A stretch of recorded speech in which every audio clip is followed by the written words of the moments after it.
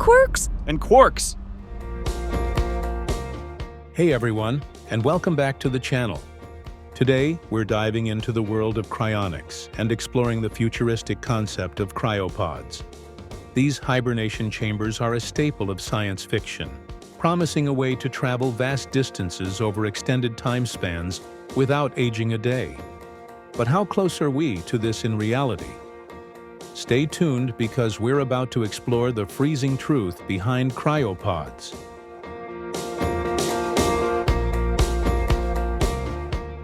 First, let's blast off to the world of fiction. Cryopods are all over the place in movies and video games. They're used for everything from interstellar travel in movies like Alien to preserving characters for future generations in games like Fallout. Why are cryopods so popular? Well, they offer a way to survive journeys that would normally take many years, sometimes even multiple lifetimes. Imagine hopping into a pod, taking a nap, and waking up on a new planet. Plus, they raise fascinating questions about the brain, consciousness, and the very nature of life itself.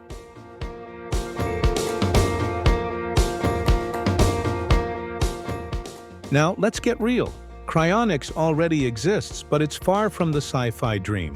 Promising cryonics technologies use a combination of ultra-low temperatures and cryoprotectants to preserve people once they are legally declared no longer alive. Cryoprotectants are special chemicals designed to replace the body's fluids and prevent ice crystals from forming inside cells. Ice crystals can rupture cell membranes and damage tissues, so preventing their formation is crucial for successful cryopreservation. The process typically involves rapidly cooling the body to around -196 degrees Celsius, -321 degrees Fahrenheit, using a suitable coolant, like liquid nitrogen, for example. Perfused with cryoprotectants before freezing, the body is then vitrified, transformed into a glass-like state, limiting the formation of ice crystals. This glassy state, unlike ice, doesn't expand, thus minimizing damage to cellular structures. The goal? To be revived when technology allows. But the challenges are immense. Freezing and thawing can still cause damage to cells and organs. Ice crystals can still form inside cells during the cooling phase, rupturing them. Additionally, the complex structures of the brain, essential for memories and consciousness, are particularly vulnerable. On top of that, we currently have no idea how to repair the cellular damage caused by freezing. Reviving someone would require not just perfectly preserved cells and organs, but also a way to restore all the biological processes that keep us alive. And a big question mark will remain as to whether or not their consciousness and personality would also be restored.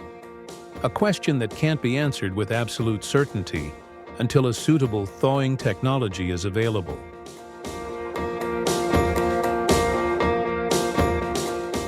So, is cryonics just a sci-fi fantasy? Not necessarily. Researchers are exploring ways to improve freezing techniques and minimize cellular damage.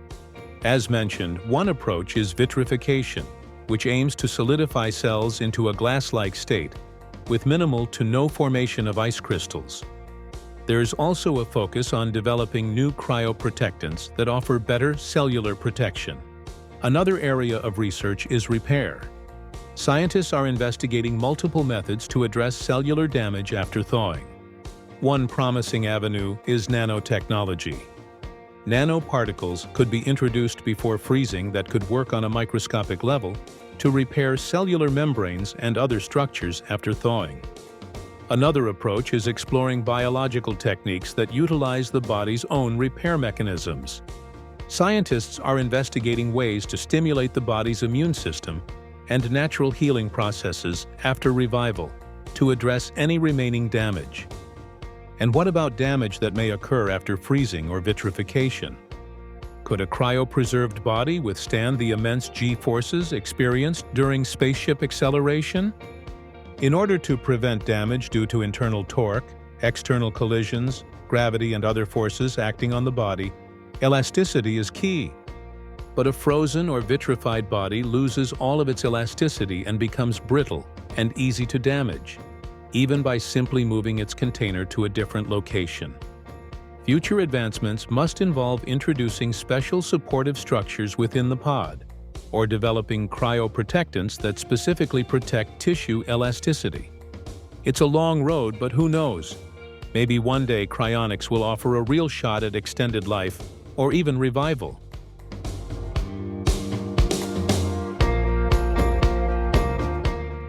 Even if the scientific hurdles are overcome, cryonics raises a host of ethical and social considerations.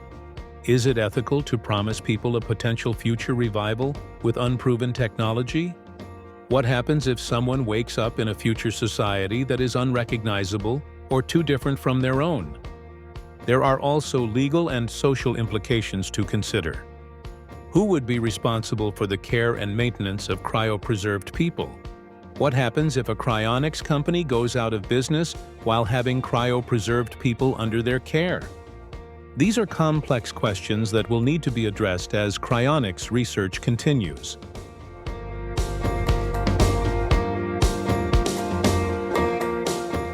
The Quirks and Quarks crew thanks you for joining us today on this chilly exploration. What do you think about cryonics? Would you ever consider it? Leave your thoughts in the comments below. And don't forget to like and subscribe for more scientific adventures.